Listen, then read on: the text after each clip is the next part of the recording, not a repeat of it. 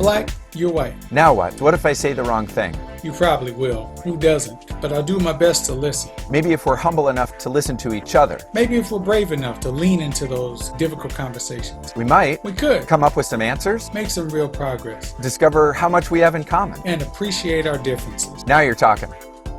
I'm David Conley, communications consultant. And I'm Chris Thurber, clinical psychologist. And welcome to another edition of I'm Black, You're White, Now What? Our guest today is Dustin Ward, and we're going to have a great conversation with him about a myriad of things. I'm very excited to just talk with him about the work that he's doing with regard to social justice around the country, particularly on the East Coast there in the North. But Chris, before that, let's kind of just, as we've done before, talk about our last episode. There were a couple hacks on there just hamming it up and talking forever. What was going on? Right. We got a good chance to kind of recap what we had. That was our 10th episode. Yeah. So we did the first episode, just the two of us talking. We had then followed by 8 wonderful episodes with different guests. And as you said, we're excited for episode 11 here to have Dustin Ward with us. And we'll introduce Dustin and have him tell a little bit more about himself. But our 10th episode was, again, a dialogue. And I can say that I've been struck by two things in this project with you. One is how much I didn't know and still have to learn. And the other is grateful for your encouragement of me to be a bit braver, maybe a bit more inquisitive, and that knowing that there are ways to ask questions where you make it clear to the other person that you want to learn more. You're not baiting them into an argument or trying to trap them into some sort of, I don't know what, I guess, trap them into some thing that they would say, which would allow you to then, pounce on them. See, you got it wrong. And, yeah, right. It's sometimes my white friends will say, I so desperately want to get this right. It meaning how you express yourself and how you nurture your friendships with your BIPOC friends. But they still feel like it's a bit of a landmine. And I hope that if people have listened to some of these episodes, they are feeling like I am, that it's less of a landmine if your mindset is, I want to learn about your perspective, fighting to learn rather than fighting to win, fighting to understand. I agree completely. And I think that I hope that, what people have seen by watching the episodes between the two of us, but also with our great guests, has been that you can, ask those questions as long as everybody knows that the environment is, a safe environment for those sorts of conversations. And like I said, you just kind of say, hey, listen, I want to understand this. This is not me being ignorant or trying to kick something off. I legitimately want to understand, and I'm asking because I don't understand. And that's the way you get that understanding. And I think that if you're having those conversations with reasonable people who are not set to argue, if you're having a conversation with somebody who just wants to argue, then that's not a conversation you should have with anybody. I don't care, what their background is, because that's going to be fruitless, because nobody's really trying to gain understanding, So I think that bravery can come from just proper communication and knowing, who that audience is, and not making any sorts of assumptions about people one way or the other, So no, I take that away, and I'm happy. I'll say this before we, start talking with Dustin. I am really happy with just our individual and what I see as our collective growth, because I'm growing in understanding as we're doing it too, like some personal understanding for myself, and just kind of understanding how difficult it is sometimes to have the conversation, because a lot of times for me, even, I feel kind of, I guess, like the flip side of what you're feeling. Like when you say, well, hey, I just want to make sure I get it right and I don't step on any toes or whatever.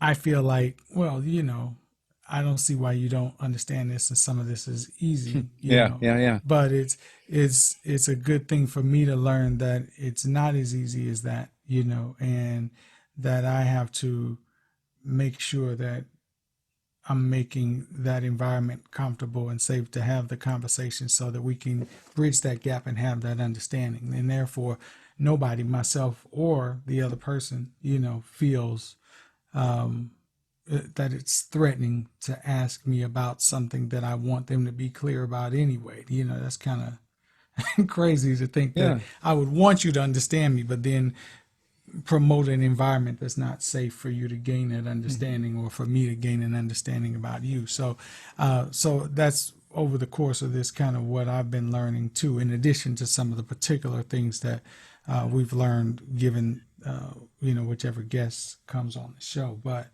so I appreciate, you for that. And just this whole process has allowed me to grow as well. So, it's not just you, my friend. All right. Well, onward. I mean, that's great. Well, we're really fortunate to have Reverend Dustin Ward with us today. And Dustin can tell us more about his professional work, which has grown in leaps and bounds recently. But Dustin, you were for a number of years the pastor at Yarmouth Baptist Church in Maine, which is remarkable for a number of reasons. One, that you are African American, and that to be in a Northern Baptist church as the pastor in Yarmouth, in a state which, and I can say this because I grew up in Maine, spent the first 18 years of my life there.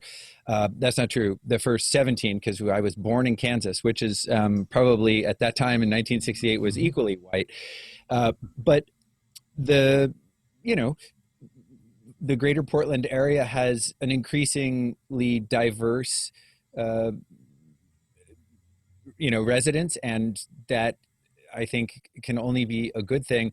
But I'm just fascinated to have you tell us a little bit more about your background and your work, and then let's get to talking about what it's been like to be an African American pastor in Maine, and also the pivot that you've made professionally, and what you refer to as the catalyst of all things. So welcome to the show.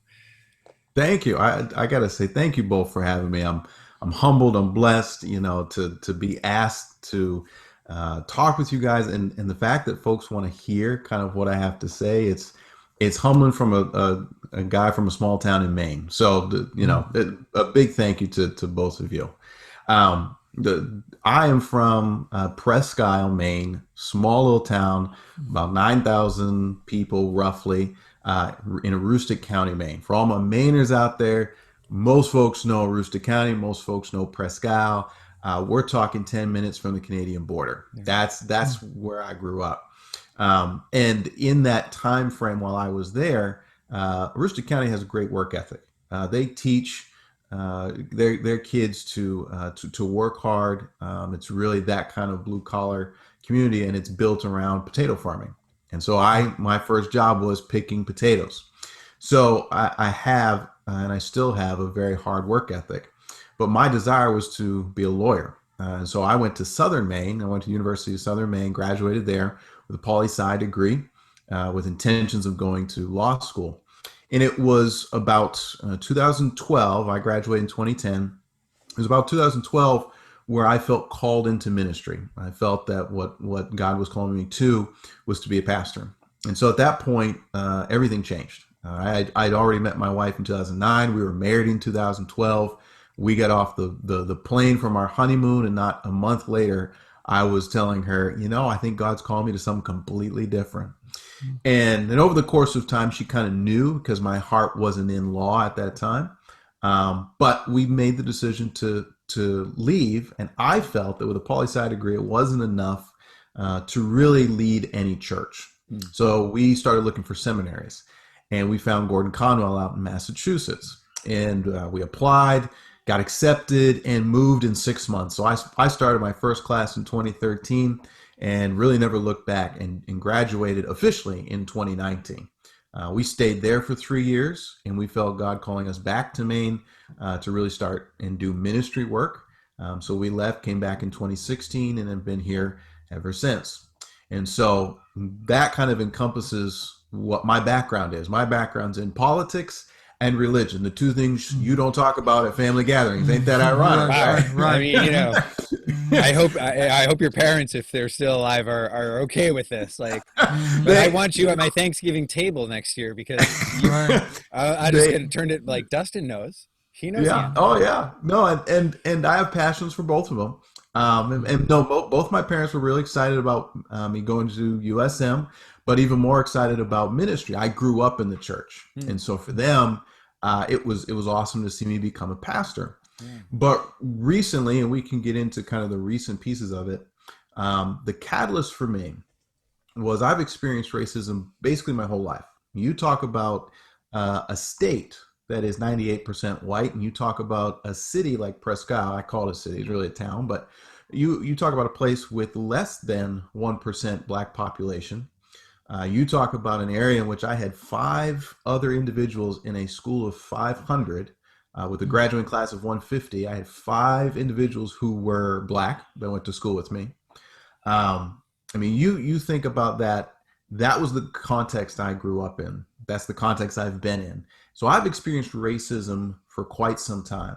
And can I just interrupt and ask you for an example or two? Because David and I in the show have often, pressed guests for examples, and they're edifying because they're to at least, I say this every show probably. I don't speak for all white people. I don't speak for anybody but myself. And here it goes. There are many more subtle, painful examples of racism that are not what a simplistic definition of racism would encompass at all. So it's not, in previous episodes, we've not been talking about people shouting the N-word or things like that. But I'm guessing that in your childhood in Presque Isle, we probably are talking about some of the more traditional examples of racism that come to people's minds, but I could be wrong. What was your experience? Yeah, so you're asking a good question. And what I always want to do is I want to define terms. What do I mean when I say certain things? Racism comes in 2 forms, covert and overt. Covert, what you see is people shout, in the South, you come up to one another, someone says the N-word, the other one says something else. That you can see that. Mm-hmm, mm-hmm. And I experienced maybe parts of that. When I was in 5th grade, I had an individual call me Blackie.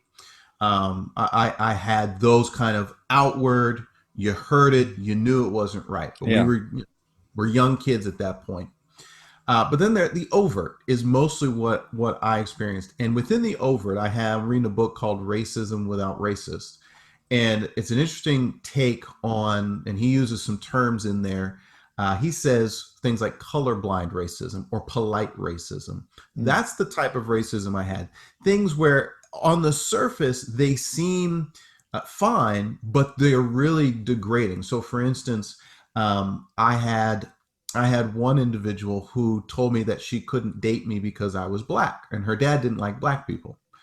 Come to find out, she actually just didn't want to hang out with me, but used my color as a reason for that. That's sort of that polite racism that uses your color to differentiate you with somebody else. Yeah. I've had folks throughout my years say, well, I have a black friend. And that's supposed to absolve them of all of the racist thoughts they could ever have. It's those kind of things. It's sort of polite, but it's not so barren, brazen that you're calling something out. And if you have a gay black friend, then you're not homophobic or racist. You can check 2 boxes. Right. Yeah. You can absolve yourself of a lot of things if you get the right person. Yeah. And that's what folks would say is, well, and I've heard this too, I don't have a racist bone in my body, but yet we'll say certain things that are just ignorant and misplaced.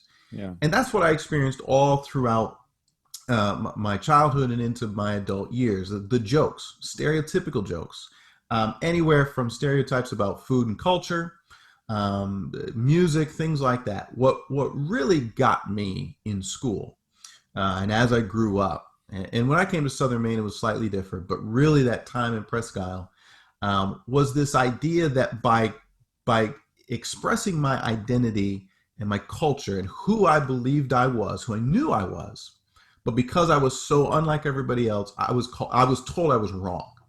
And I was told things like, this is Maine. There's no black people here. You don't act like that. You don't do this. You don't do that. I heard those kind of things. And you hear that enough times. And when you're one of two in your graduating class or one of five in a school, how do you speak up about that? How do you, because if you do, you end up isolating yourself and then you really become an outcast. And that's difficult for a young kid to go through that. So my decision was, I'm going to take it. We're going to kind of chuckle along at the jokes and we're going to just ride with it and whatever. And so that was what I experienced throughout. When I got to Southern Maine, there was a slight shift. And the slight shift was I came into a more diverse population. And so the individuals that I interacted with who were African-American, or as I was coming to Portland, the African community was coming as well. So we had that shift in this area here. I felt a little bit more like I belonged. I've never felt fully like I've belonged in this state. And many times I don't feel like I fully belong anywhere. And that's because of how much racism and racist rhetoric and pushback and differentiation I've had. So when we come to this topic, it hits home because of how much I've heard and experienced over the years. So to take us back to kind of what's made the shift, over the last 30 years, I've heard all this, but never had an opportunity to really to do anything about it. It never seemed like I had the support to be able to stand up and do something about it until George Floyd. And if there's anything that I am not surprised, but have been really shocked at, was how globally quick the killing of George Floyd turned the conversation towards a massive expression of wanting to jump into social justice.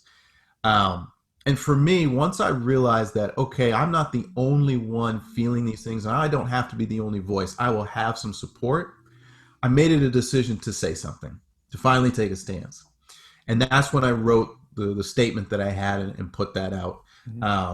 And that's why now my shift is now wanting to do more advocacy. So I've officially taken on the title of a racial equity and reconciliation advocate. And I've started really my own business of trying to do advocacy here in Maine, because I want to start here. I think Maine needs individuals who understand both the culture of Maine, but Black culture as well, and can speak into racism that is this polite, colorblind racism that's really been perpetuating the issue. And so my focus is really on small communities in Maine that don't have the opportunity or haven't really had a good conversation or don't know where to go. And that's where the shift now is. That's my focus. That's what I want to do. And we have a whole business model of how we get that done. But that's where the shift is officially as of now. So some of the things that you want to do look like what? You say you have a whole business model of how you want to get that done. For an example, what are some of the things that you would be doing with this business? Yes, three parts right now. For the next 5 years, I want to focus on three things. The first thing is, of course, police brutality. But here in Maine, police brutality is not like what we see on social media and across our nation. What we really need is reforming, retraining, and re-understanding of how good policing works. I know in your previous podcast, you talked a lot about community policing. I would love to see more community policing here in Maine. Our biggest difficulty is we already have cities and towns strapped. There are some places that don't have police forces. They have sheriffs. Some don't even have sheriffs. They use other police forces to cover a lot larger areas. So our conversations are going to look different. And so to me, that's one of those things. So there are towns around here, Yarmouth, Falmouth, other areas, North Yarmouth, where I would love to speak with police units, police forces, and say, hey, how can we work at and do better at some of the practices that you have? Because as of right now, one of the towns found that came out, and data showed that there was a higher arrest rate for Black individuals, even here in Maine. And the ironic thing is, when I talked with the town manager, he understood that there needs to be something that needs to be done. So I'm absolutely excited that there's an excitement behind wanting to do that. But that's the first part. Second piece is economic wealth improvement. I would really love to see, one, Black and brown individuals who are here in Maine, to see them improve and do better economically here and have better opportunities to improve their wealth. Because one of the major things that has really been a problem is that racism has caused a lot of Black and brown individuals to not be able to pass on wealth. That's really been a systemic issue. That includes housing, that includes businesses, that includes a variety of things. That needs to be improved, and I think we can do that here. The other thing for Maine is that our budget is built on tourism and hospitality. But given COVID-19, we have seen a decimation of that. Mm-hmm. So one of the things that I would like to do is work with individuals to bring folks from out of state in diverse populations to Maine to bring their businesses and to bring their money and make it so that they feel welcome to stay here. I believe one of the things that pushes individuals to not come here is this feeling that it's too white. I would never go because I'm not going to feel welcomed or comfortable. That needs to change because our population is slowly deteriorating. A lot of folks are moving out of the north, moving out or completely, away from Maine. So we need to do something about that. I believe we have an opportunity. And data shows that we've seen a 17% jump in home sales here in Maine from out of state. So people are coming, but I know that the demographic of people who are coming, and I want to be able to improve the diversity of the state, make it more welcoming, and really root out that racism that still persists so that when individuals come, they feel welcome. And then the third thing is reconciliation. It is the teaching component. It's educating, one, white individuals on the difficult conversations, things like what you guys have been talking about. But for those who may not know you, may not, even watch YouTube, we go into specific places, businesses, churches, schools, wherever, and we want to help educate. We want to bring that reconciliation piece and help people to understand how to come to the table and come to the other side and see what they've been missing out on. And that that doesn't include just white Americans. That includes Black Americans as well. I think Black individuals, even here in Maine, have had a disservice to them where they're not taught or shown or educated on ways in which they can improve themselves. And that includes just understanding, how do you make change in a state like Maine? What does it mean to be a mayor? What does it mean to be on the town council? What does it mean to get into places where you can actually make change? And so I want to encourage, Black individuals, Black youth and adults to take on those reins. How can we be better at doing that? So that's really the 3 points. That'd be the next 5 years, and we see what happens. We'll see which president we got in office. Things can change. But that's my focus right now, is what I want to do.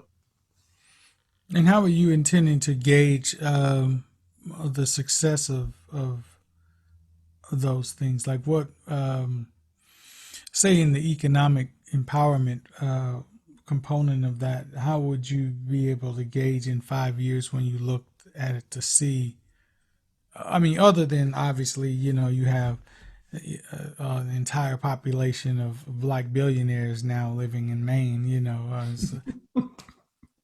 New Black Wall Street in Maine. I'm saying that would be awesome. But other than that, how would you gauge, whether or not you're being successful, or the degree to which, I should say, you're being successful? Because I imagine if you have, even 3 or 4 more people who now are able to pass on wealth to future generations, you would have to count that as successful. But I'm just saying, how would you gauge, the level of success? It would really be a collective of, have we seen more Black-owned businesses here in Maine? And have we seen more home sales where Black individuals have been able to acquire good, solid homes, especially, and this is what gets me, especially in places other than Portland and Lewiston. And this is what I hate about, not hate, but this is what racism does. It assumes that the Black population only wants to live in cities. And I can't fathom why we keep perpetuating that. So for me, success looks like, can Black and brown individuals find good, solid homes in some of these towns that have been way overpopulated with just one demographic? I do believe that there are good homes that people can afford and should be able to live in. And my success rate would be, all right, let's look at those areas that have been predominantly white, and let's see if we can shift the demographics so that you have a more diverse population owning good, valued homes. Because in every state, you got a poor section and you got a rich section, and there's somewhere in the middle. And I don't believe that we just invite Black individuals, Black and brown individuals, to come to our cities and put them in poor places. That's a misnomer that continues here, even in this state. That if we just make affordable housing or make it low cost, that somehow more diverse people are going to come. And that's polite racism is what that is. And so to me, economically, that looks like success. The other piece, if I was going to say success, I would want to see data from a lot of these towns, which probably isn't getting collected. What is their arrest rate? What is demographically? What does that look like? And how is our policing changing our communities? Do we feel more welcoming? And that's a hard one to do because it's not a hard number. That's more qualitative. But I would say let's go into some of these towns and say in 5 years, do you feel more welcome? Do you feel more safe? And do you feel like your police officers? That would be a big one for me. Do you know the people that are really looking about your community? So over 5 years, that number, if we could quantify it, should be improving. People should feel more welcome, which this is a safe state. I'm not saying it's not, but I don't know my police officers. And honestly, they scare me. I still have that feeling. When one of them's behind me, what have I done wrong? That should be gone. To me, in 5 years, that should be eroded. And I should look behind me and say, oh, I know who that is. I've met him or her. I've shaken their hand. I've contacted them. They came out to some of my community events. They were at a barbecue, whatever it is. That's what I would want to feel. That to me would be success. It's cool to hear you say, kind of answered the question that I was going to ask, which was, what are the ways in which the community and those in a position to look out for its best interests and protect it, whether that's mayors or sheriffs or police officers, people in politics, people in law enforcement. And you just gave a few examples of, come to my barbecue, be present at the, church bazaar, come to the local school play, things like that. Just really be invited, be welcomed, be immersed. And this is going to sound strange from someone who's kind of half of my career is giving workshops, but I think I would have hiccuped a little bit if you had said, and so I have all of these workshops planned that we're going to go police station to police station, and I'm going to do these workshops and I'm going to fix it, sort of one at a time. And understand what I'm saying is not that workshops, whether it's on anti-Black racism or anything else, aren't valuable. They are, of course they are, but they don't have the power to do what you're describing. By contrast, except maybe sort of in a very temporary, superficial kind of way. What is well suited for the sort of cultural change that you're talking about are the shared spaces, shared events, and so that's really cool to hear you say. And I do have another question, which is, David and I had two women as guests in, I guess it was episode 9,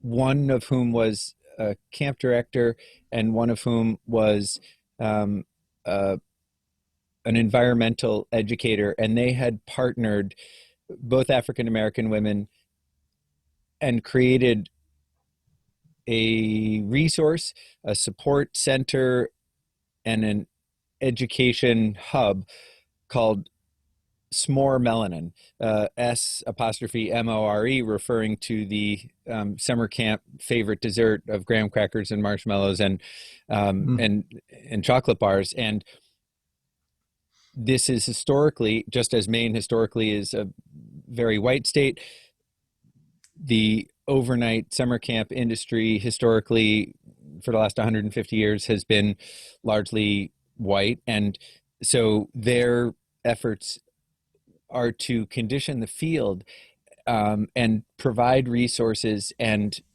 make not just Black families, but Latinx families and other people of color feel comfortable with the, I think, inclusive and diverse culture at a particular camp. And as they explained to me and David, it's more than just like, let's recruit a few token kids of darker skin to be, part of our group, and be sure we get them in a couple of photos, because that's got to go in the brochure on the website, and then we can check the box and move on. They're also fighting, as you are, against this, as you called it, like a misnomer, certainly a misconception that sort of all the Black people that we might welcome into this city or into this camp are, well, we're just going to assume that they're poor, so we'll offer them scholarships. And then of course, what do all the white kids learn? Like, well, okay, this is great, and I made some new friends, and so far all of my Black friends are also poor, and they're going to leave again with a misconception that perpetuates some of the polite or not so polite kinds of racism. My question then for you is, how do you condition the field to make, say, businesses feel more welcome in a state like Maine? And when I say condition the field, I mean, what sort of preparatory work do you anticipate doing that will make those businesses really excited to come to Maine? Oh, you mean businesses that might coming in? Yes. Yeah. Sorry. Right? Yeah, no. Now that I get it, yeah. One of the things I've been trying to do is strategic networking. Okay. So one, I'm getting some of these Chamber of Commerce folks throughout the state and talking about businesses and how do we look and recruit. What is our best practices on that? But to make businesses coming in feel like it is welcome here and it is welcoming. Yeah. That's the work. That's why reconciliation and the economic piece have to go hand in hand. I want to reach out, and one of the things I am about to attempt to do is really search out certain businesses and say, okay, what are the things that are precluding you from coming to a state like Maine? I know one of them is this feeling of not being welcome, but there may be other business factors I'm not thinking of. It's not viable. My product isn't going to sell to a white community. Like, those are important. So part of it is, okay, what type of businesses will prosper here? It's really looking at it and saying, okay, what will work here? And then what does Maine need? And then on the other end, the reconciliation piece, the teaching, is getting fertile ground so that individuals who come into some of these communities and working with town councils and such, to really say, okay, we need to get our communities ready for when, I'm hoping, not if, but when we see an influx of new diverse groups. We need to be able to start having the conversations now so that come a couple years, when individuals come here, they'll be like, this is a different feel than what I thought it was. This feels different. This looks different. And that's the other thing too. And this is what's going to be difficult, is it's like playing chess. You're getting all the pieces, involved. A lot of folks who come to Maine from away come because they're on vacation, and they come to certain spots. They feel nice. They have their little vacation, and then they leave. That moment where they come here, we need to provide for them a picture that doesn't scream seafood, white, and rich. Yeah. in the sense that you couldn't make it here because you don't have enough money. That needs to be kind of thrown to the wayside. What we need to say is when you come here, one, you feel welcome because you see other individuals that are either like you, that you resonate with, that you reflect, and they're throughout our state. They're not just in two places. We need to show folks that we have a diverse culture of a diverse culture that's in food, arts, music, all of that. And then we need to say you can prosper here, and you don't have to just make millions of dollars to go to Old Orchard Beach, not Old Orchard Beach, Kennebunkport, and that's it. So for me, there's a lot of chess pieces, and I'm trying to network to say, okay, what are businesses that will prosper here? What businesses does Maine need? Because we don't need an influx of just one thing. And how can they feel welcomed? And that welcoming starts with, let's get in some of these places to really get that soil nice and fertile so that when individuals come, they don't have that feeling that they're not welcomed or that they don't fit, those kind of pieces. And again, this is, we're in the early stage of this business. So there's some pieces I'm still working through, but to me, that's kind of been my focus. So I've been networking with other nonprofits, other organizations that reach out across the state to bring people in. And I've been working with town councils to talk about how do we get our communities ready? Because I've been trying to press upon mostly churches I'm in contact with, but other individuals to say two things are going to happen and they should happen. Portland's outpriced itself and it's so expensive. People are moving out and they're going to come north and they're going to go south. So the idea that somehow everybody's going to stay in Portland and only Black and brown individuals will stay in Portland is going to go by the wayside. And they're going to go into rural areas that are mostly been predominantly white. And so the last thing that you need is to have what's going on in our country, which is divisiveness. You don't need to go into a place like Brunswick or Brewer or Waterville and create more of that divisiveness because we haven't had the conversations about race. Yeah. We haven't really talked, we haven't laid the groundwork. Let's do that so that when individuals migrate north or south or folks come from outside the state to stay here, that we're ready for that and that they can prosper well. Can I just add one more? Can I add point number 4 to your business plan? Yes. Okay. Be the governor of Maine. No joke. I am not joking. I mean, you would just, and I mean, you would be an amazing governor tomorrow. Thank you. Seriously, you have an understanding Chris, of the future culturally, economically. And again, this is a state where I grew up and I only live, an hour. Well, I live 20 minutes from the border, but an hour from where I grew up here in New Hampshire, also a very white state. And I don't know about you, David, but I haven't heard someone articulate, as Dustin just did, on a macro level, what is necessary for this dream of, truly inclusive and welcoming communities. And you're not just talking about this afternoon, but, years from now. I'm struck by how well thought out it is, and so here's my my question, and I consider this, I guess, kind of some brass tacks there, D-Dub. I'm gonna call you D-Dub. Forget, he calls me Doc. Everybody has a nickname. Right. Everybody has a nickname.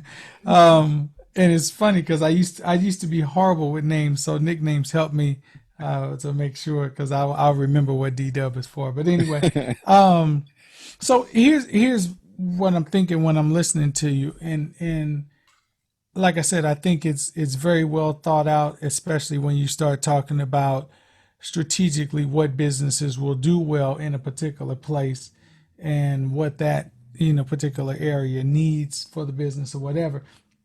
But the other thing I'm thinking is, and I've had experiences like you've had, but you're talking about a place that has been predominantly, is a conservative word, white for a long time.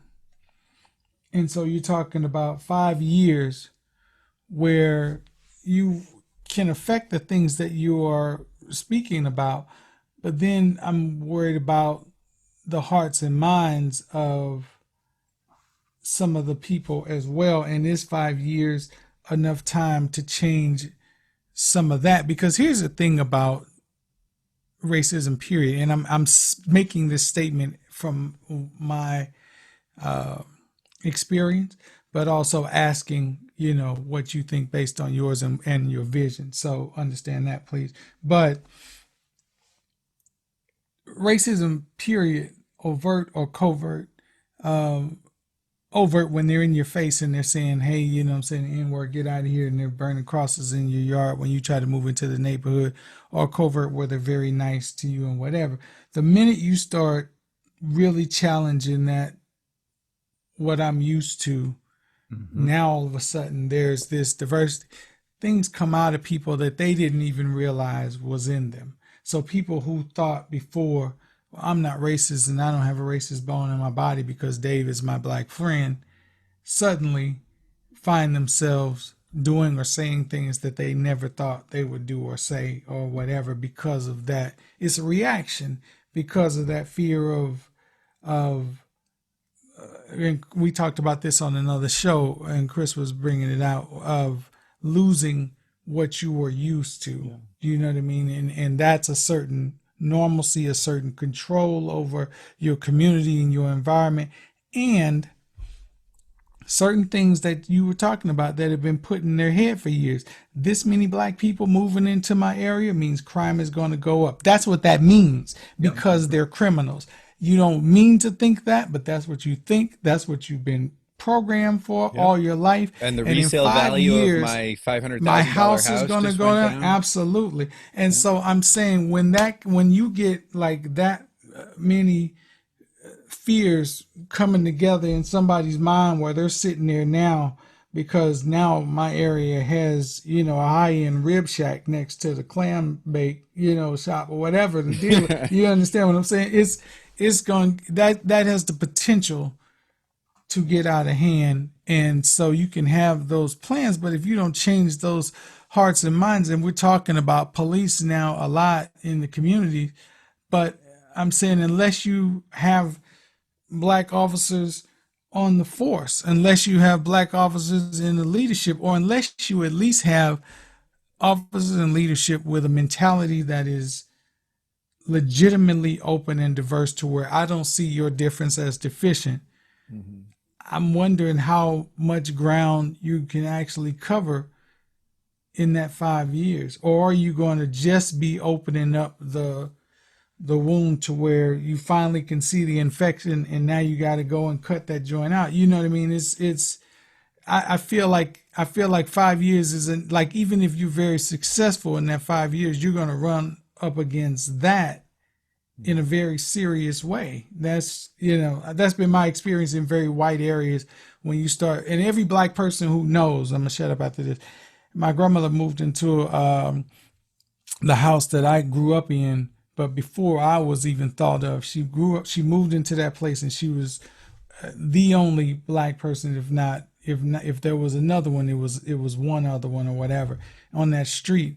And those people who moved into that area, they caught hell moving in there. And the pioneers always know that they're going to catch hell, so that then more folks can come in, and eventually it gets to be this area. But it mainly gets to be that area because the white people say, hey, you know what?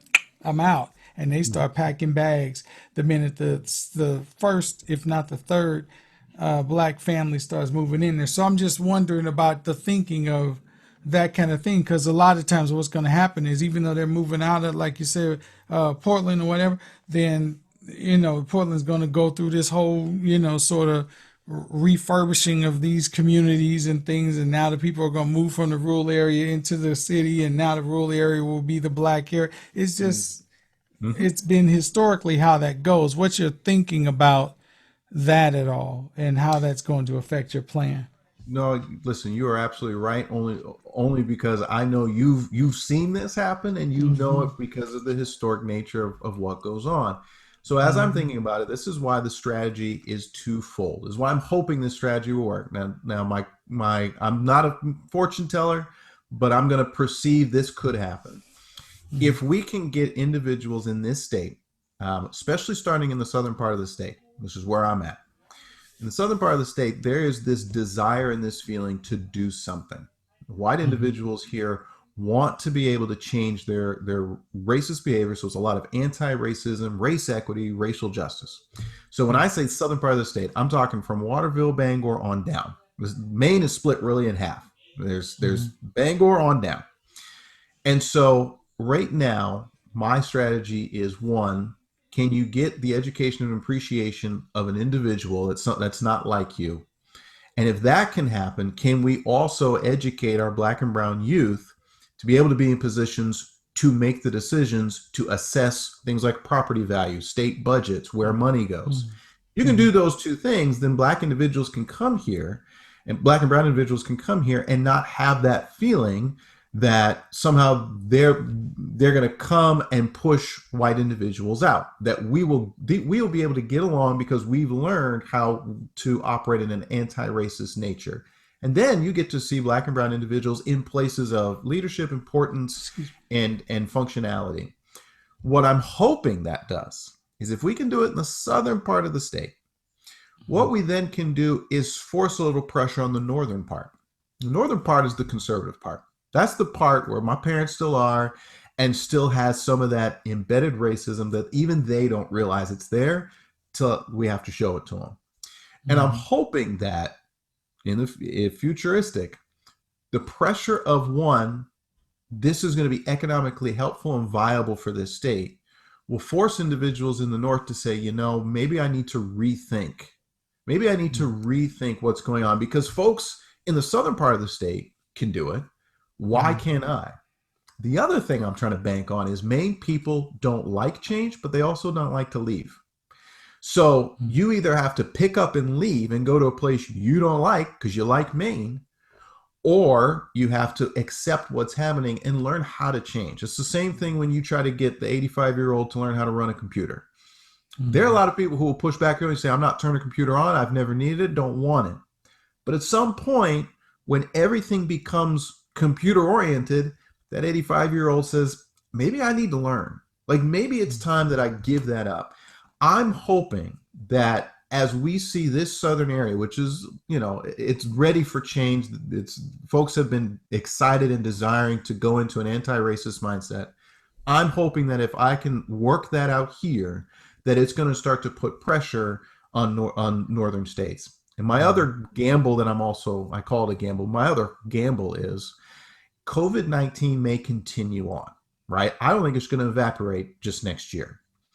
And I've seen in the northern part of Maine openings in hospitals and other nursing facilities, and those are being replaced with people of diverse backgrounds. So I've talked to my parents and I've kind of looked at some demographics. We're getting folks from other countries, other nationalities moving up there. So I do believe that because of the current condition we're in, it's actually forcing different individuals, diverse groups to go up to northern Maine and in the northern part of the state. And now that conversation has to happen. You can no longer pretend like this only happens in southern Maine and my hands are off. It's coming to their doorstep.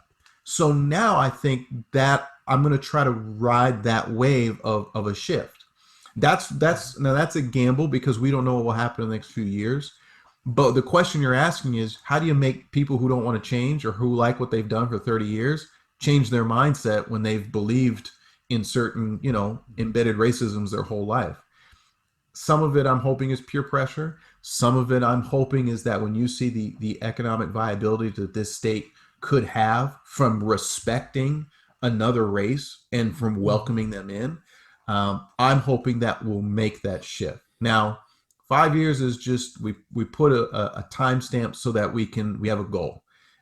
It makes it so we get up in the morning and we go to work because, I know things take time, and especially here in Maine, things take time. But as we get closer to 5 years, we reassess and we say, okay, what have we done? What still needs to be done? And maybe that's how we might need to change our tactics, because in 5 years, we'll have different people in leadership, and we'll probably have a different demographic shift, and we'll have different, we'll have a lot of different ways in which we operate in the state because of things like COVID and whatever else comes. So, it's a hard question to ask because I'm trying to predict the future, but I'm hoping on a lot of things falling into place to make other places who are like, not going to happen, to actually kind of make it happen. And to your point too, when black people come in, white people leave.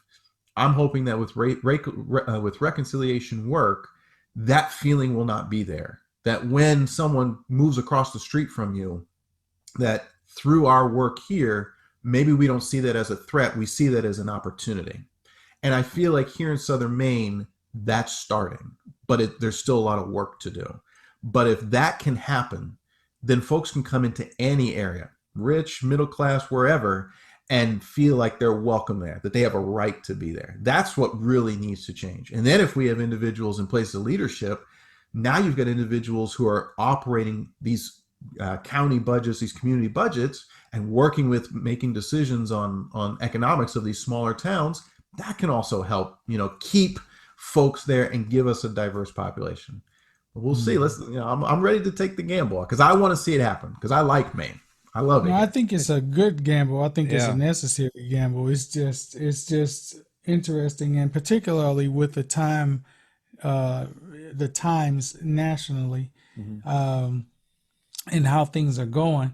Part of the disturbing thing about, and not to get political, because I know you're a poli sci major, you go off on this, but Yeah, you can get me started real quick. yeah, exactly. But what I'm saying is with the current administration, one of the dangerous things about it is that you have basically told people it's okay to exercise, and I don't mean in a way that you get it out of you. I mean in a way that you strengthen and embolden it, those ridiculous fears, and push them out. And so things that people were doing and saying that they hadn't before, those things are being inflamed That's now. what I love Yeah. the model that you have, Dustin, because as you said, the reconciliation piece and giving people an opportunity to process their emotions and giving them some tools to have conversations,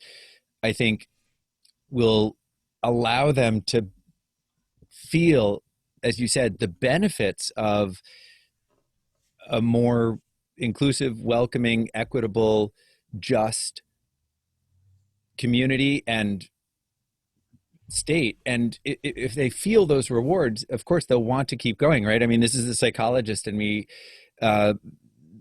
speaking in very simplistic terms, but as David said, stoking people's fears doesn't lead to the same kinds of interpersonal, economic, and emotional rewards that that giving people tools to communicate does, or letting them process things. So I'm also wanting to be respectful of your time, and I want to ask about the career shift that you made and your call to ministry. And truthfully, you may conceptualize what you're doing right now as a kind of ministry. It may not be as directly linked to scripture, but again, speaking for myself, I mean, this is very much God's work that you're doing. And I don't know who could argue with the goal of bringing people together and be more welcoming and more peaceful ways. And I want to hear what your parish, how your parish responded when so much of the social justice, I don't want to mischaracterize your emotions, but the motivation to work toward greater social justice was stirred in you. And we'll put a link on the YouTube version of the show to your treatise, your statement, and website, but so folks can read that. But what happened when you shared with the Baptist Church in Yarmouth this is really the direction I think we should go, or just expressed your views about the importance of social justice.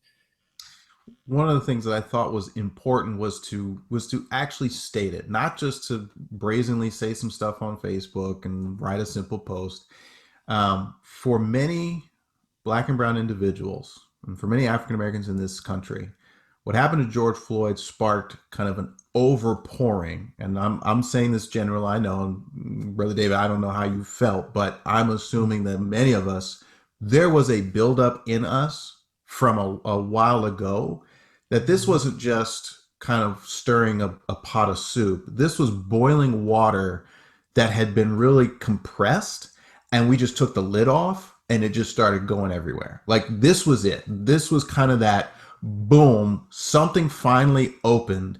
And a lot of us felt that we needed to just unload. Like, we were so upset that it felt like it was time to do something. So the reason I made the statement was because I felt I couldn't sit by any longer and let all of this stuff continue on without actually taking a stance. And I thought, as a senior pastor in a church, what better opportunity to lead one of the hardest groups towards understanding of what is happening. So I wrote the statement, edited, my wife read it. Some other folks looked it over before I presented it as an option for where I felt the church should be. And unfortunately, the church did not feel that they could stand behind it. And there was a couple of reasons, some of which I won't necessarily get into, but what I basically heard was, it's too political, it's too angry, it's too rough, sounds like a rallying cry, all this other stuff. So what was the statement? I'm sorry. What was the statement? The It Is Time statement. I sent a copy over but basically it was a 2-page statement that, if I could sum it up, it started off with these 3 words: it is time. And basically what I said is, it's time to end racism. It's time to stand up and say enough is enough. And it was time, I felt, to really call out the racism that we have seen all our lives, but we've just been kind of silenced in all of it. And part of that, I also put 4 major things that we as Black and brown individuals, as African Americans, that we're really calling for. And most of them are reflected in my business model. I felt like, okay, maybe my church can't get behind me. Maybe the group surrounding me couldn't get behind me. So I'll make it a personal statement, because honestly, I felt like this needed to be said. I will stand behind it by myself 100%. And 2 things ended up happening. I had some individuals from our church and individuals throughout, my connections from other churches, 100% behind it, loved it, supported it, took it to their churches, said, this is what we need to have. But there are also some, and like you said, come out of the woodwork, and you start to hear comments that you didn't expect from individuals who you thought were behind you. And I also got that. And these are from folks who are from the church, not just the church I was overseeing, but from other churches. And that blew my mind. And so at that point, I realized that as a pastor in an American Baptist church and in the Protestant umbrella, it is going to be so hard to stand up and say these things without being shouted down and told that they're either not biblical, that they're wrong, that all this other stuff.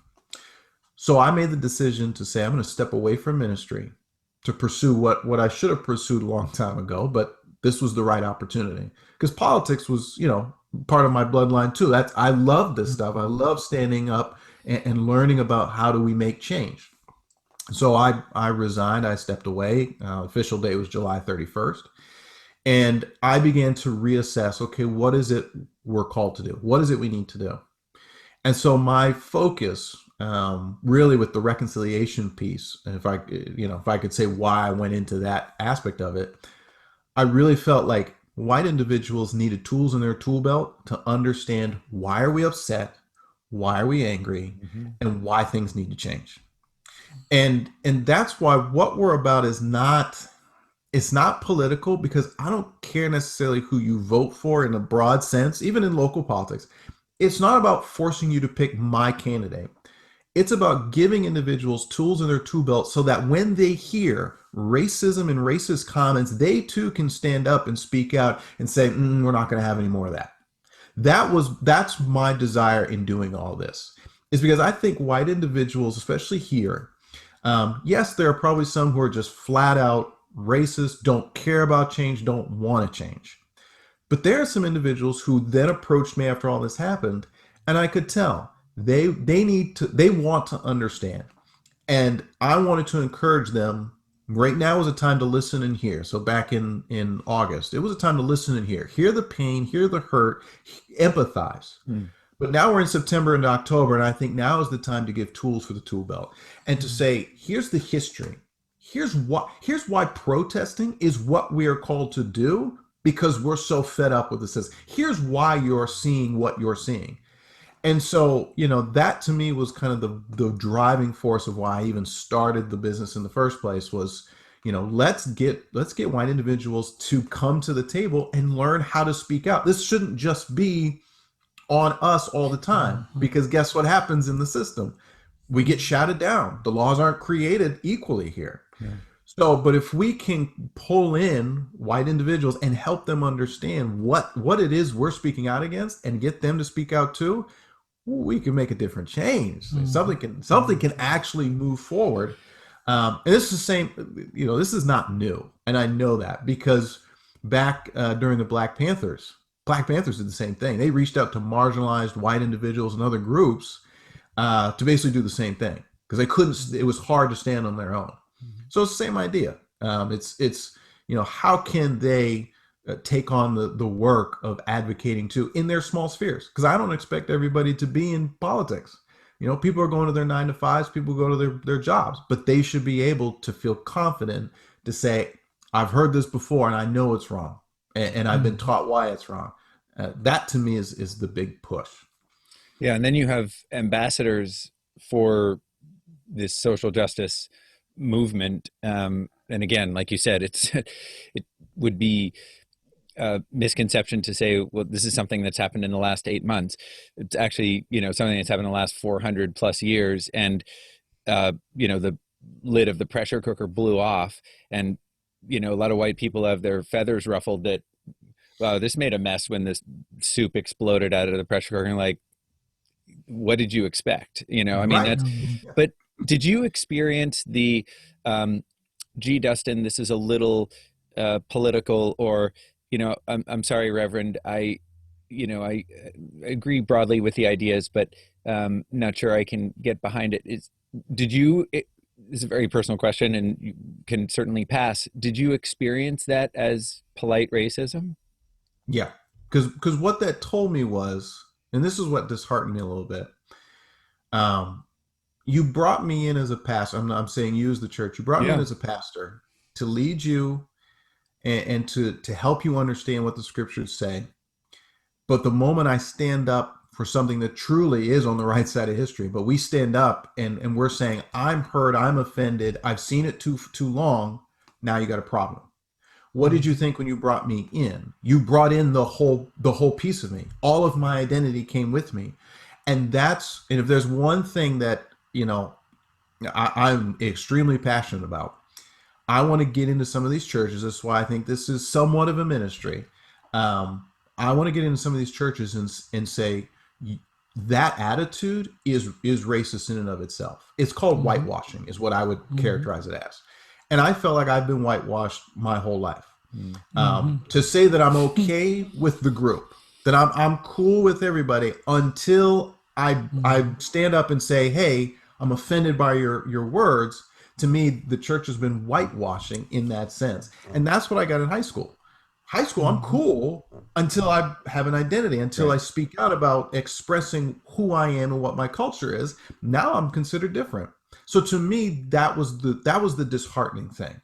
And so that's why I will go back in churches, but I'll engage in this conversation. Didn't you want to just put a copy of the New Testament in people's hands and say, so listen, my response is for you to go home and study this. I know you've read passages in the New Testament. Maybe you've been through it cover to cover several times in your whole life, but would you come back next week And would you please tell me what you think Jesus's view of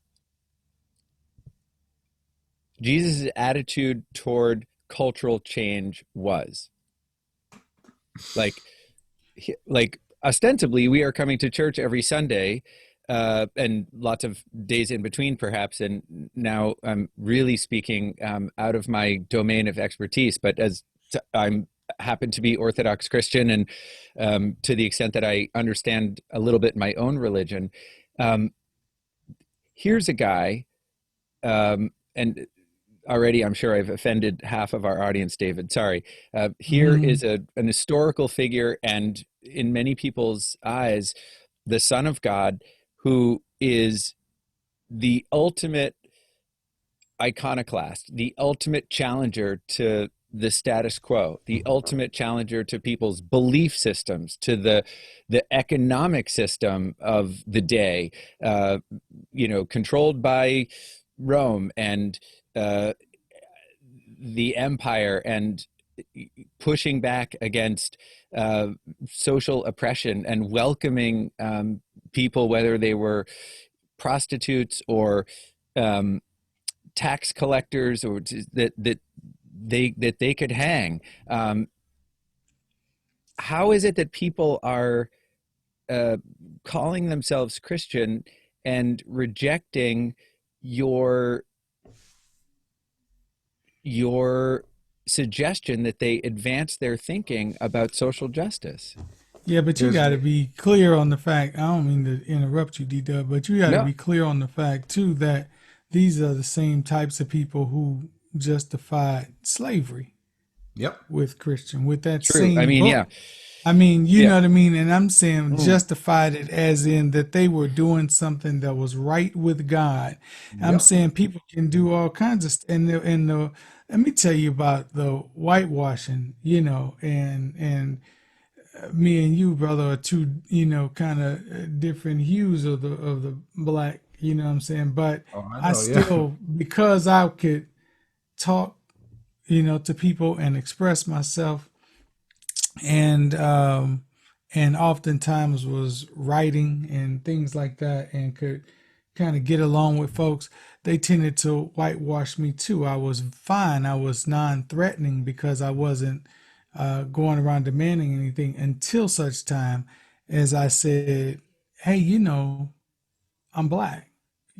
Until that came up, Yep. I was cool. And it's interesting because and when you was saying that, I flashed back to so many times in my life that was like that. That because I was talking to a guy one time when I was in college, and I was in a theater thing, and I was talking to him about a notion that I had, and this is a whole nother show, so I'll try to say it as quickly as possible. But I was talking to him about saying how black people in this country have a charge to try and solve their economic problems by spending their money purposely with black businesses and with other black people seeking out black films and books, and in order to do that, to make these people, these artists, more successful, who would normally be overlooked unless a white person dubbed them somehow the black person to go and see or look at or whatever. And you have to do that because you cannot wait on white people to do it for you, because historically we have been let they've let us know that it's not necessarily in their interest to do that. And this man told me, "Well, you're a conservative." I'm not a conservative. I'm not saying that absolves white people for the crime that they had. The minute I said that, he and I stopped being fine. We were cool as long as I was not saying anything that was saying, "Hey, listen, you have to stop doing the stuff you're doing. You got to Yep. stop doing that because you're hurting people." The minute I said that, though, we stopped being cool. It's just interesting how that's happened, that they don't understand that I can still minister to the church. I can still talk to you and still be friends with you and still love you and everything, but wrong is wrong and right is right. And there's something wrong with, what happened to George Floyd and all the George Floyds before and since him and the ones who were not on camera. And the church, if nothing else, should be at the forefront of that. It's the last thing I'm gonna say about this is that this is also the same collective a lot of times of people, and I'm not trying to put everybody in the same blanket, but the thinking is that most people who are church folks are conservative or for a Republican type of thinking. And so either that or don't want to get involved. You know what I mean? Like that's the majority of how that looks. I do know a lot of church people who are like yourself who are saying, hey, we're going to get out here and try to, work on fixing this and doing something and fight for social change. But there are a lot of people who no matter who's driving that train, even in today's world, will get on that conservative train and follow that down under the guise of their religious beliefs and think that that's more okay than saying, hey, maybe you shouldn't kill these unarmed people. Mm-hmm. That's mind blowing, but that's Yep. deep. You've said the two things that I believe is what's causing the church to miss this moment.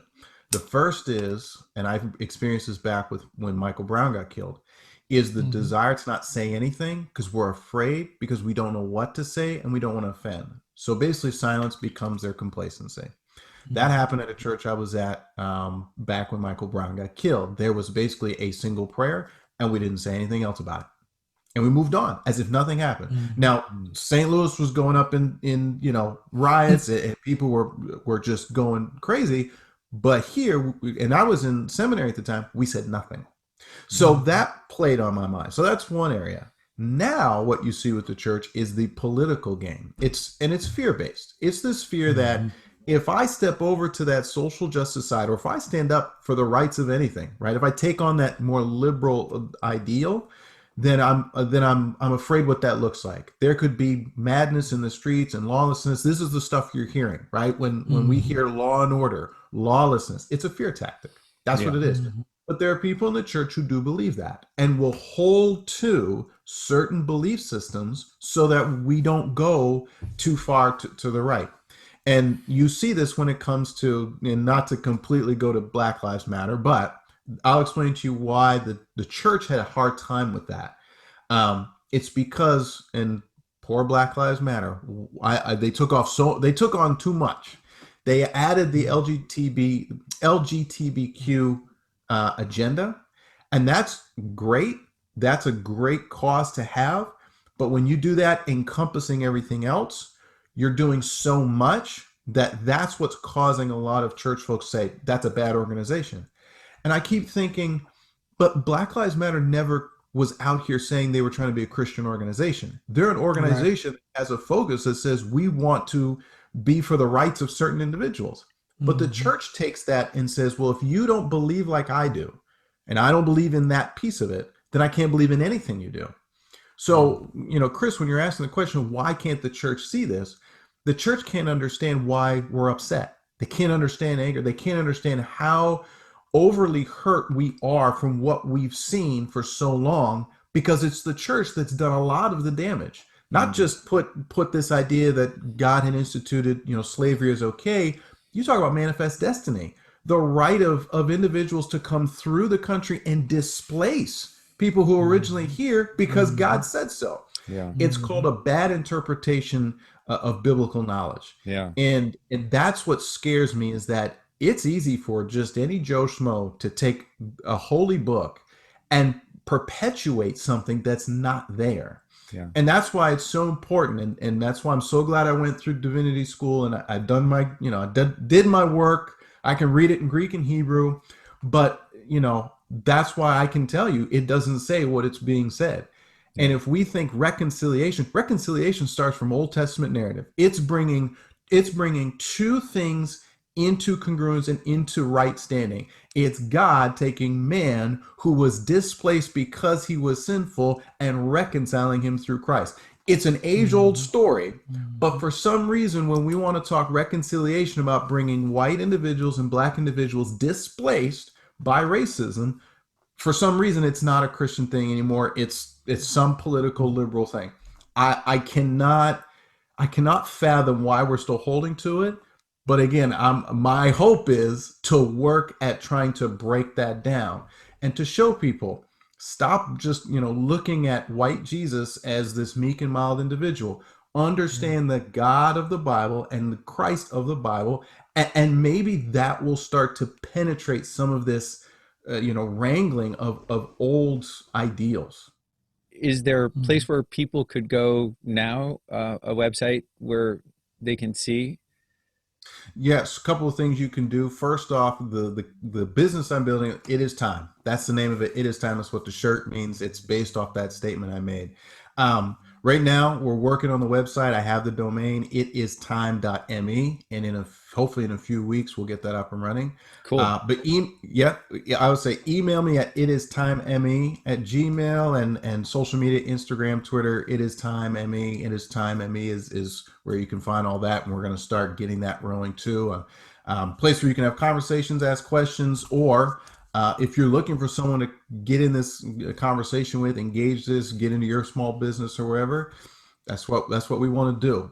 Step by step, brick by brick. We got a lot of time because we got to end racism now. So yeah. Thank you so much for being our guest today. We've been talking with Dustin Ward, and if you want to find out more, ItIsTime.me. Yep. Okay, fantastic. And we look forward to... Thank you guys too. This has been great. I really do appreciate it. So again, thank you so much. Thank it was you. good Thank just you. to Thank you allow for what me you're to doing. talk and speak. So thanks. It's been our pleasure. Thank you for listening to I'm Black, You're White, Now What? You can find more episodes on the podcast channel Teaching What It Takes, available on Apple Podcasts, Stitcher, and Spotify. To learn more about the work I do, visit www.preparingthepath.com.